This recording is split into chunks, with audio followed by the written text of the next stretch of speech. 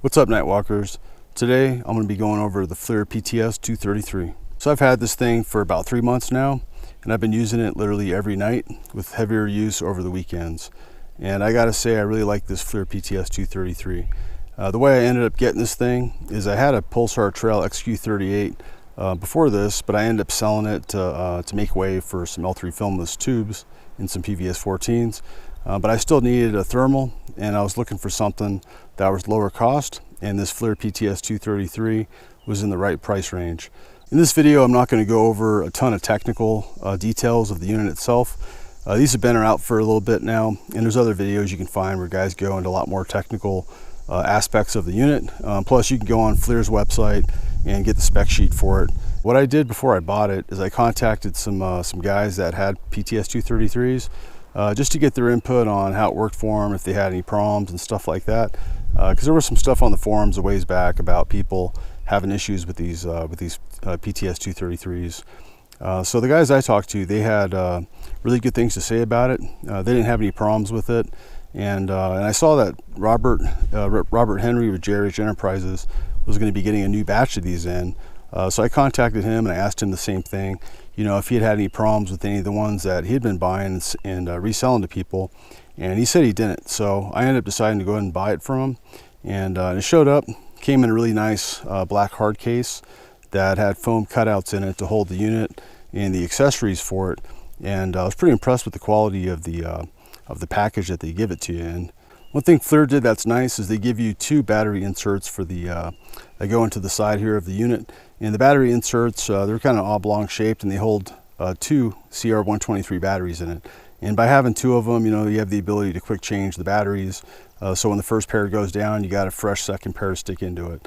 As you can see, this is a remote battery pack here that end up sticking on the device, and this works out a lot better than the 123s. You can buy a pre-done kit from TMVC that comes with a battery and a plastic piece that attaches to the pick rail here that comes standard on the 233. What I ended up doing was buying this 6800 hour Anker battery from Amazon, as well as this 90-degree USB cable. And I already had this rail piece laying around. And what this thing is part of a base unit to an AccuPoint optic mount. But I just took the base of it off, sanded down the battery so that it would take the epoxy, and I just epoxied this thing to it. And so this gives me the ability to quickly take this thing off when it's time to recharge the battery.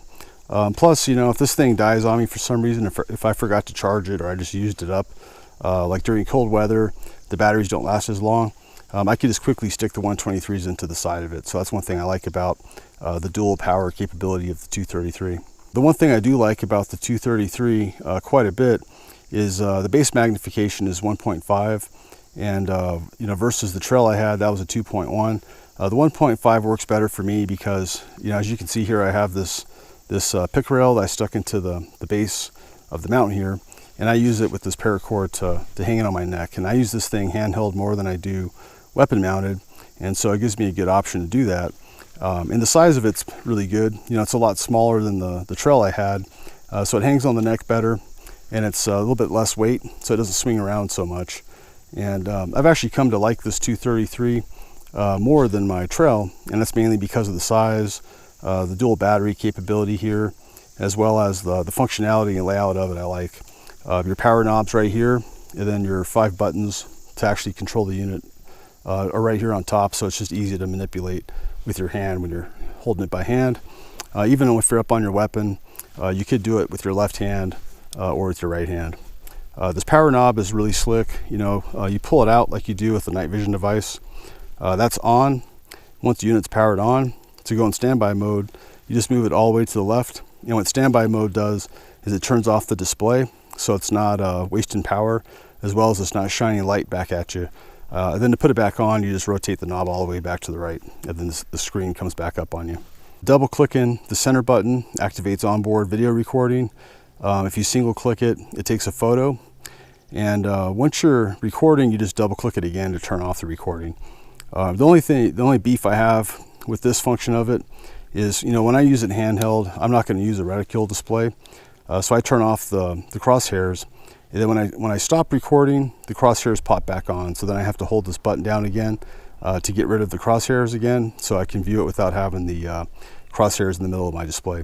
So I'm going to show you some onboard video recording that I did with it, as well as some photos, and I think I have a few through the lens shots as well to show you how it looks.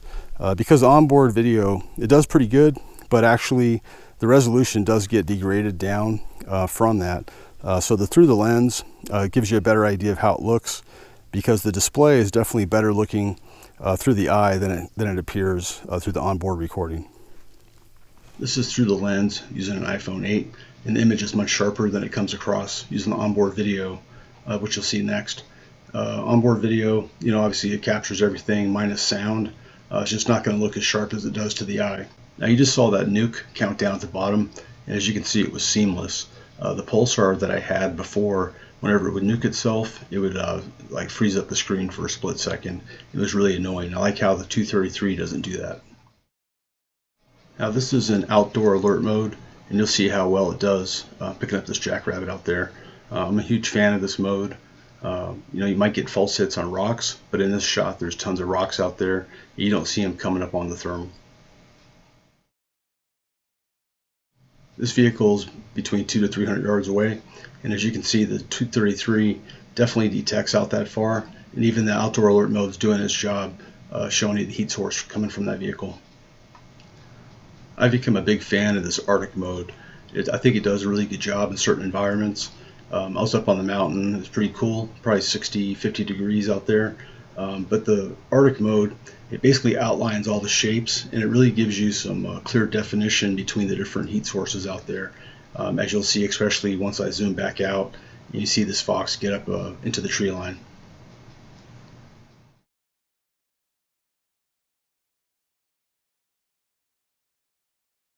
This is just another clip showing how well the outdoor alert mode works with these two rabbits messing around out there.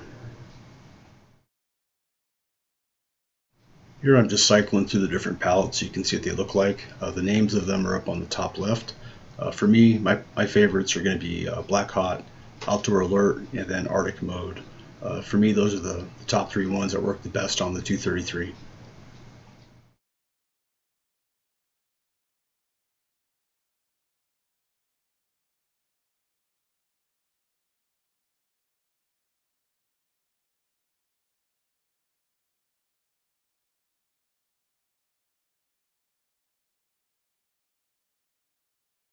Here I'm just shooting with the scope, and this thing does a really good job returning to zero with the ADM mount that comes with the 233. I mainly run it handheld, hanging it off of my neck. Like in this case here, I just took it off the neck, stuck it on the gun, and I was getting headshots with it no problem. This was probably between 50 to 60 yards at this distance right here.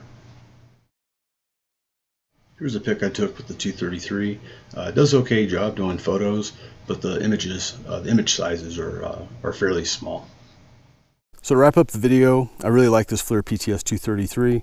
In fact, I like it better than the Trail I had. The only thing I don't like about it is it's a fixed focus. So it's focused for, I don't even know what the range is, but it works pretty good within 200 yards for me. But there's no way to sharpen up the image, if whatever you're looking at is further away, or if it gets closer within like probably about 20 yards or 10 yards or so. But it works pretty good. I mean, not having the ability to focus it, it does make it easier to stay on the target of whatever you're looking at.